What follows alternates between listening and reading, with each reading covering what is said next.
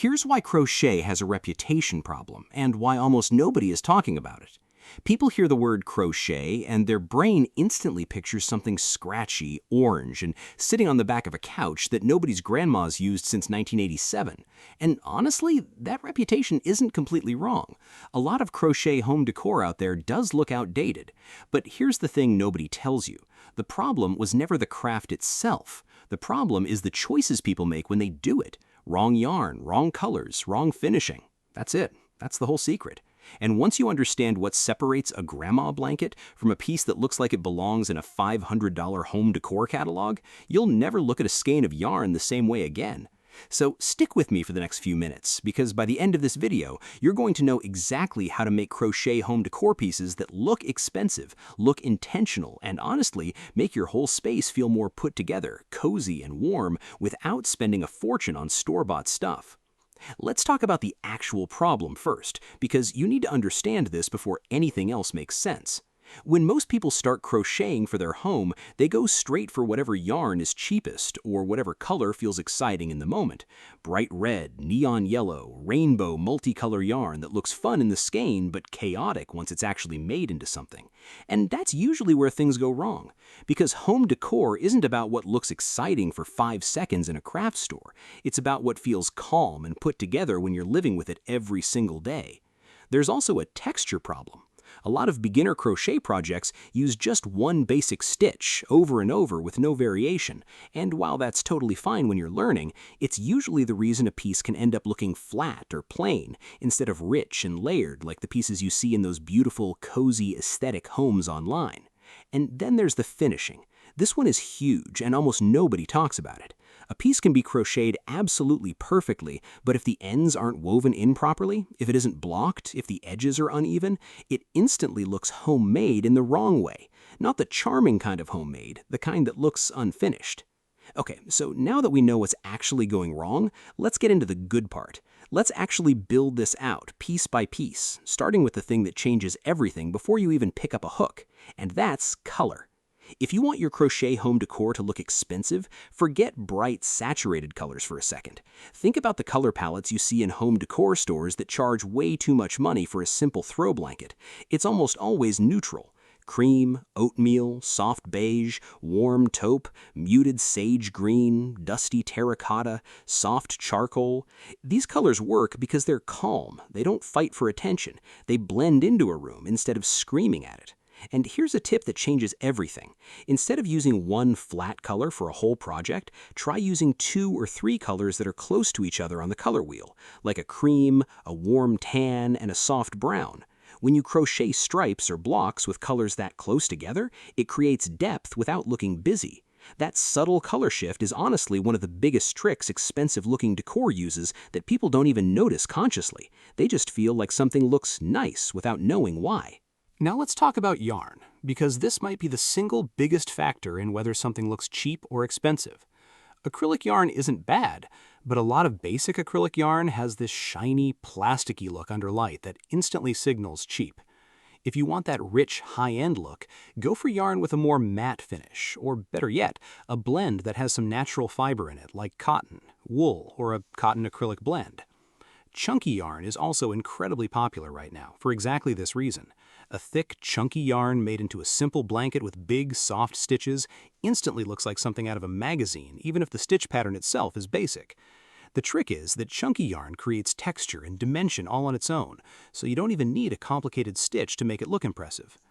Now here's what we really start building out ideas, because I want to give you actual pieces you can make, not just theory. Let's start with pillows, because honestly, pillows might be the easiest way to transform a room without doing a ton of work. A chunky, textured throw pillow in a warm, neutral tone sitting on a plain couch instantly makes that couch look 10 times more expensive. The trick here is texture. Instead of a flat, single crochet pillow cover, try a bobble stitch or a basket weave pattern, or even a simple textured rib. These stitches catch shadows in a way that flat stitches just don't, and that shadow and texture combo is what makes something look rich and layered instead of flat and basic. Next, let's talk about blankets, because a good crochet blanket might be the single most impactful piece of decor you can make for a living room. Skip the neon rainbow granny square blanket for now, and instead think about a giant chunky blanket made in one soft neutral color, folded neatly over the arm of a couch or draped at the end of a bed. That one styling choice, just draping a blanket instead of leaving it bunched up, makes an enormous difference in how expensive a space feels. Home decor is as much about how you present something as it is about how you make it. Now let's move to something people don't think about enough, and that's wall hangings. A simple crochet wall hanging, made with soft fringe at the bottom and a wooden dowel at the top, instantly adds warmth and texture to a blank wall. And the beautiful thing about these is they don't need to be complicated. Even a simple pattern using 2 or 3 stitch types in a soft cream or beige tone, hung above a bed or a reading nook, creates that cozy, boho, expensive-looking feel that people pay so much money for in decor stores. Baskets are another one that people sleep on. Chunky crochet baskets made from thick cotton rope yarn are incredibly sturdy, and they look amazing holding blankets, plants, or even just sitting empty in a corner as a decorative piece. The trick with baskets is keeping the colors simple. A plain oatmeal or off-white basket looks clean and intentional, while a busy, multicolor basket can start to look cluttered fast. Let's not forget about the smaller details either, because those matter just as much as the big pieces. Crochet coasters in a soft neutral tone, a crochet roller table runner running down the center of a wood dining table, even little crochet plant pot covers wrapped around plain plastic plant pots. These small touches add up, and they're honestly some of the fastest projects you can make. A single coaster might only take you 20 or 30 minutes, but 5 of them sitting under mugs on a coffee table instantly changes the whole vibe of that space. And now, let's get to the moment that really ties everything together, because this is where it all clicks. Imagine a living room, a plain beige couch, nothing special about it on its own. Now add a chunky oatmeal-colored crochet blanket draped over the arm. Add 2 textured throw pillows and soft cream and warm taupe sitting against the cushions. On the side table, a small crochet plant pot cover wrapped around a little green plant. On the floor, a chunky crochet basket holding a spare blanket. And above the couch, a simple crochet wall hanging with soft fringe swaying gently. None of these individual pieces are complicated. None of them require advanced skills, but together they completely transform that plain, boring living room into something that looks like it was designed by someone with real taste, someone who spent real money creating that cozy, warm, intentional feeling.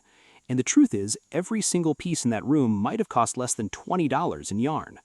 That's the real secret behind expensive-looking crochet home decor. It was never about spending more money or being some kind of expert crocheter. It's about understanding color, texture, and how pieces work together in a space instead of existing on their own. So if you're someone who loves crochet, or even someone who's just getting started and wants their home to feel warmer and more put together, remember this. Skip the bright, busy colors. Lean into neutrals and textures that catch light and shadow. Take the extra 10 minutes to weave in your ends properly and block your pieces so they lay flat and clean. And most importantly, think about how each piece will actually live in your space, not just how it looks sitting alone on your hook. Crochet home decor doesn't have to look outdated or cheap. In fact, done right, it might be one of the coziest, warmest, most expensive-looking things you can add to your home, and you get to say you made it yourself. If this helped you see crochet in a whole new way, go ahead and subscribe, because there's a lot more like this coming.